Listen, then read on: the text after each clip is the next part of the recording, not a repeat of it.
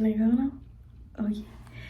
Good afternoon, Brazil. At today's news, we're here to talk about cyberbullying, important phenomenon that's happening on internet lately. But what is it exactly? Cyberbullying is a term used to designate practices of violence that happens mainly on internet. The victims are usually school-age children and teenagers who use social networks.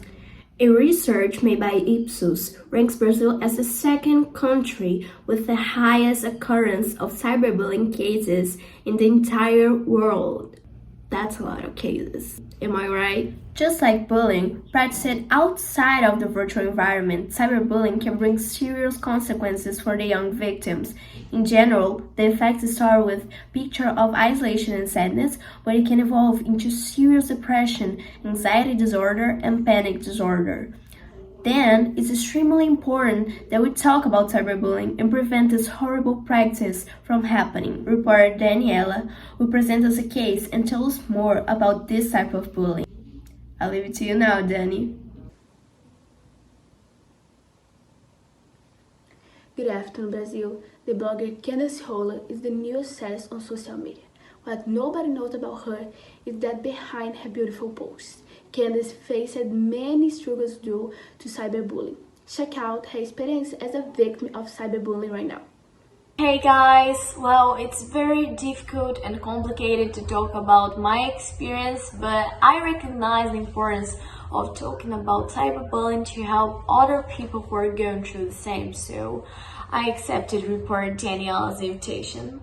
What was your experience with cyberbullying? Well, I've been involved in the social media universe since 2016, and back then I had anorexia, so I was already going through a very hard time in my life. And when people started noticing the weight I was losing, well, that's when the bullying begins.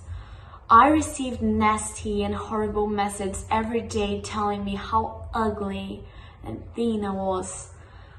People started unfollowing me because I didn't look as pretty as I used to. And I received jokes like social assistance. Look at this girl, she's starving. Help her, she doesn't have money for food as well.